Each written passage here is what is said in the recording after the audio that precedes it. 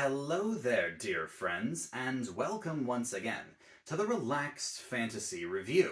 Today, we're diving into Sebastian Crow's Guide to Drakkenheim once again, diving into the contaminated and specialty subclasses that the Dungeon Dudes have created for their world. Today, we're talking about the Druid. And what an interesting discussion to have. In the world of Drakkenheim, eldritch contamination, effectively a magical corruption where wild magic has truly twisted the natural world, runs rampant everywhere. And because of this, the natural order of things, the plants, the animals, the air, and the water itself, has been corrupted by this power. But there is a druid subclass that they have invented that embraces this corruption and utilizes it for themselves. The Circle of Contamination Druid. What a concept. The details we'll get into in just a moment about this subclass. But before we do, I'd like to let you know, Relaxed Fantasy Review has memberships. For just $1 a month, you can support me here on YouTube and get a couple benefits. First, you get a little badge next to your name in the comments, letting folks know that you're a supporter. But you also get early access to the videos. I upload videos Monday, Wednesday, and Friday, and I upload them a day early for channel members only. So if that interests you, you can click the join button just below the video down there. If it doesn't interest you, that's totally fine. I still appreciate you being here. Thank you for supporting me and watching my content here on YouTube. So, Druids, the Circle of Contamination. Druids choose their subclass at level 2. And the very first thing you're going to get is an expanded spell list of circle spells. Right off the bat at level 2, you get 2 extra cantrips, which is nice because druids don't get that many. You get the Chill Touch cantrip, which is a phenomenal necrotic spell. And you get the Poison Needle cantrip, invented by the Dungeon Dudes themselves, which is actually a pretty good cantrip as well.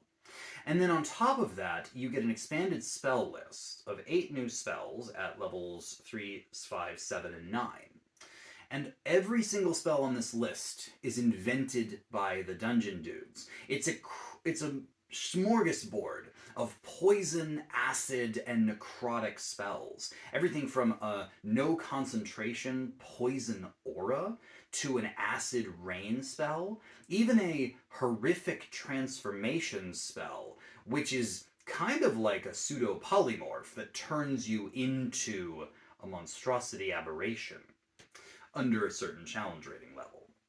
The spells in this list, I'll go into detail in a different video, but for now let me assure you that every spell on this list was carefully crafted by YouTubers who've been studying D&D for many, many years, and I give every single spell on here a thumbs up, and the circle spells of the Contamination Druid I give a 10 out of 10. The other thing you get is Blighted Magic. And this is actually an incredibly familiar feature that you see very much resembling the Sorcerer and their metamagic. There are a couple different powers that you can modify your spells with. Everything from twinning a spell to quickening a spell. There's even specialty spells that specifically grant levels of contamination, a corruption that goes into the player character and can hurt them. But this druid can burn a use of their wild shape in order to cast a corrupted spell without gaining contamination levels. So all of the wonderful things that the sorcerer's metamagic brings, whether it's twinning, quickening, or the specialty corrupted spells being purified and cast, this druid can do it. Now, they only can do it as many times as they have wild shapes, and they have 2 uses of wild shape every short rest. But that's the key, isn't it? Just 1 or 2 extra modifications, and then you take a short rest and get them back. This does limit your use of wild shape. Personally, I would be using one of these special effects, twinning or purifying or something like that, and then saving my other wild shape either for an emergency spell or for an actual wild shape use, and then waiting till I get a short rest. But still, It's powerful abilities that you get to use somewhat regularly. And I say this is a 9 out of 10 ability. It's really good. Now at level 6, you get a feature called Despoiler, and this is very simple. You gain 2 damage resistances, Poison and Necrotic. These damages are relatively common in Drakenheim, and poison damage is one of the most common damage types in the game. I say that overall, this is a 9 out of 10 thing, because it is just flat damage resistance, and I love damage resistance. And so yeah, 9 out of 10. Nothing to complain about. The other thing you get is Cycle of Contamination. And this is, again, very specific to a Drakenheim campaign, because when creatures get contaminated, it's similar to exhaustion. Levels build on each other, and you become more and more crippled until eventually, like exhaustion kills you, contamination mutates you into a monster, and you lose your character.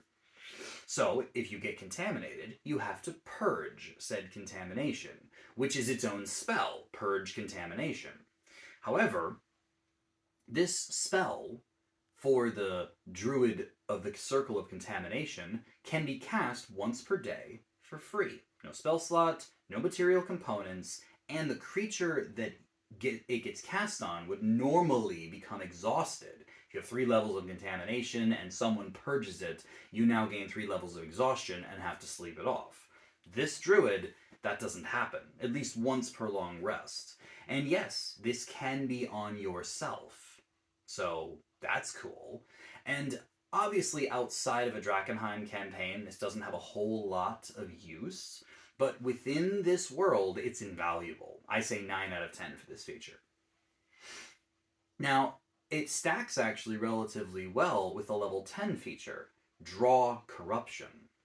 As a choice, a druid can gain a level of contamination, just automatically drawing contamination into themselves, and as a result, regain a use of their wild shape. This is actually a phenomenal plan, especially if you don't have to use your cycle of contamination on anyone else. You could use your wild shapes in order to buff your spells, or to just wild shape, and then if you can't get a short rest, just take a level of contamination, or 2, and then get your wild shapes back, and then once you're done using them, because you're in combat or something, then just use Cycle of Contamination and get rid of it. It's really, really helpful. And honestly, it is a 10 out of 10 power. Contamination isn't that debilitating in the early stages. Again, you could compare it to exhaustion. And so gaining a level or 2 to give you that critical wild shape use whenever you need it, whether you're using bladed magic or you turning into an animal. And yeah, it's just really good, and then you can cure yourself. So, 10 out of 10. The other thing you get is Defile Elements. And Defile Elements just grants you a spell. Summon Delirium Elemental. Summon the Elemental is something we got in regular D&D, where you can summon up fire or water or earth or wind elementals. And they were powerful summons. Here in Drakenheim, you can summon Delirium Elementals, which summon the Living Haze, or a Walking Geode. There's basically corrupted versions of the elementals with their own special powers. And summoning spells are solid things. They're good to have. But this one takes it a step further. Not only can you summon the elemental, but you can also change the spell so that it doesn't require concentration. That's right. Normally a summoning spell lasts for an hour with concentration, so you get a good use out of your elemental. Instead, you can summon this elemental, and in doing so, you can drop the concentration requirement, and it only lasts for a minute. But that's long enough for a combat. If you're summoning it to fight for you, and you need to concentrate on something else that's key, summoning it without concentration is a powerful ability. When you mix this with your bladed magic so you don't gain contamination for summoning it, you got yourself a 10 out of 10 power right here. Then finally at level 14, you gain a Haze Aura. And this is a permanent 10-foot aura of haze that exists around you. Creatures that you designate, so you can choose for your allies to be immune to this, have to make a saving throw, or they take damage, and very, very interestingly, if they fail the saving throw by 5 or more, they also gain a level of contamination. So you can contaminate your enemies this way. Unfortunately, the aura does have a stipulation that if a creature does succeed their save, they're immune to the aura for 24 hours. But the plus side is that this aura is always on, doesn't take a spell slot, doesn't take concentration. You don't have to do anything. You can just walk around, and this aura can hurt your enemies without any sort of investment from you. You just have to get within 10 feet of them. And yeah, I think that as far as aura features go, that's really nice. It would be nice if it was a little bigger. It would be nice if they didn't become immune to it when they saved on it the first time. But still, it's a good, solid power. And I give it 9 out of 10. Overall, the Circle of Contamination, I give a 9 out of 10. The things that make them stand out are their special spells that come from their expanded spell list, and the fact that they can use their wild shape to buff the spells. Also, their regaining wild shape, purging contamination easily, summoning elementals without concentration. There's a lot of powerful stuff here. I say the Circle of Contamination is 9 out of 10 overall. Well balanced, very strong at certain points in the game, and although not every feature is absolutely amazing, there's enough here that in the worlds of Drakenheim, a Contamination Druid would be a solid choice. This has been the Relaxed Fantasy Review. If you enjoyed the video, please like and subscribe down below. Have a look for the join button down there, as well as a link to buy Sebastian Crow's Guide to Drakenheim for yourself. It's published by Ghostfire Games and written by the Dungeon Dudes, my fellow D&D YouTubers, and I highly suggest you check this book out for yourself. Have a good one, my friends.